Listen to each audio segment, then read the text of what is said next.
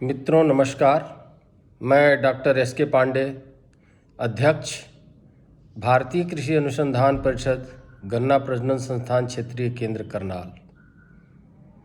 मैं आज चर्चा करूंगा गन्ने में थ्रिप्स कीट, इसकी पहचान, इसके क्षति के लक्षण, क्षति करने का तरीका, जीवन लीला। मित्रों, मुझे मार्च महीने से ही किसान भाइयों के प्रश्न फ़ोन पर आते रहे। मैंने उनको समझाता भी रहा हूँ, उन्हें इसके नियंत्रण के बारे में भी बताता रहा हूँ। तो 2-3 फ़ोन मुझे उत्तर प्रदेश, हरियाणा एवं एमपी से भी एक फ़ोन आया कि थ्रिप्स कीट हमारे गन्ने की पत्तियां का ऊपरी सिरा सब गोल हो रहा है, पत्तियां कटी फटी सी दिख रही हैं, काफ़ी लुक ख़राब हो गया है फसल का, ये क्या है, कृपया हमें बताएं। तो उनको तो मैंने समझा दिया। फिर मैं आज सोचा कि सभी किसान भाइयों को इसकी जानकारी दे दें। इसी क्रम में मैं आज थ्रिप्स के बारे में संक्षिप्त में चर्चा करूँगा। थ्रिप्स एक गन्ने की पत्तियों से रस चूसने वाला बहुत छोटा छोटा कीट है, जो पत्तियों के ऊपरी टिप, जो ऊपरी सिरा होता है, उसी से इसकी चूसने का क्रम शुरू होता है। पत्तियां लिपटती जाती हैं, रोल होती जाती हैं, गोल हो जाती हैं, और इसके प्रौढ़ और शिशु, जिसको निम्फ कहते हैं, ये दोनों काफ़ी संख्या में पत्तियों के ऊपरी सिरे से रस चूसते हैं। और इनके रस चूसने का एक अन्य कीटों के रस चूसक कीटों से इनके द्वारा रस चूसने की प्रक्रिया अलग है। इनके शिशु और नर मादा क्या करते हैं कि अपने चीरने वाले मुखांग से पत्तियों की लीफ लैमिना को चीर देते हैं, चीरा बनाते हैं, जिसके बाद इसमें से रस बूंद के रूप में ऊपर आता है, जिसको ये चूसते रहते हैं। पत्तियों को इतना चीर देते हैं कि पत्तियों पर बाद में खुरच के खाने जैसा पेपरी आर पार दिखने लायक पत्तियां हो जाती हैं, और पत्तियां अत्यधिक चीरे के कारण रोल हो जाती हैं, गोल हो जाती हैं, और ये इसी में छिपे रहते हैं। ऊपर से नीचे की ओर पत्तियों को रोल करते हुए, चूसते हुए, अपनी जनसंख्या बढ़ाते हुए ये नीचे की ओर बढ़ते हैं, और नीचे आने के क्रम में गोफ की, होर्ल की 2-3 पत्तियां प्रभावित होती हैं, और जो नई गोफ होती है उसमें कुछ ज़्यादा ही नुकसान होता है। होर्ल की शुरुआत से ऊपर जहाँ से पत्तियाँ खुलती हैं वहाँ तक की पत्तियाँ कभी कभी रोल हो जाती हैं, किनारे से पत्तियाँ फटी हुई दिखाई देती हैं, पूरे खेत का स्वरूप बड़ा अच्छा नहीं लगता, इसलिए किसान भाई काफ़ी चिंतित हो जाते हैं।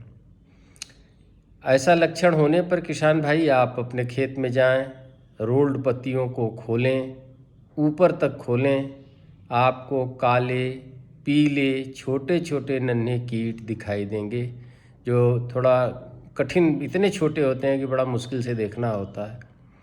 उनको देखें, इनकी संख्या मिलेगी, और इनके द्वारा इनकी संख्या इतनी होती है कि काफ़ी नुकसान हो जाता है। पौधों की पत्तियों का नुकसान हो जाता है, लेकिन उससे आर्थिक क्षति नहीं होती। ये बहुत मुख्य कीड़ा नहीं है, और जब बरसात होती है तो ये स्वतः ख़त्म भी हो जाते हैं। तो जुलाई तक, बरसात से पहले, खेत का स्वरूप थोड़ा अच्छा नहीं लगता। किसान भाई सोचते इतनी मेहनत के बाद इसमें क्या गड़बड़ी हो गई कि हमारी फसल अच्छी नहीं है।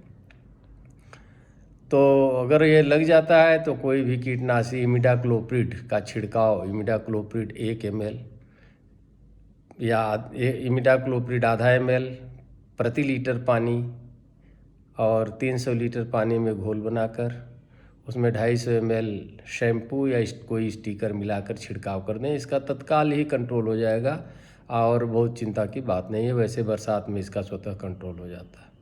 अब बात करें इसके जीवन चक्र की, तो जैसा मैंने बताया कि इसकी मादा अपने मुखांग से पत्तियों में चीरा बनाती है। उस चीरे के अंदर अपना अंडरोपक जिसे ओविपोजिटर कहते हैं उसको डालकर घुसाकर उसमें 25 से 30 अंडे रख देती है।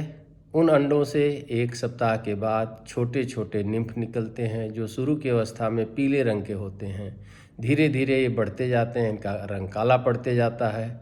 काला पड़ते पड़ते ये प्रौढ़ हो जाते हैं तो काले रंग के प्रौढ़ और काफ़ी संख्या में निम्फ पाए जाते हैं। अगर संभव हो तो ऊपर की पत्तियों को अगर काट दिया जाए तो कोई गन्ने को नुकसान नहीं होता और इनकी संख्या कम हो जाती है। फिर भी इनके द्वारा बहुत नुकसान नहीं होता है।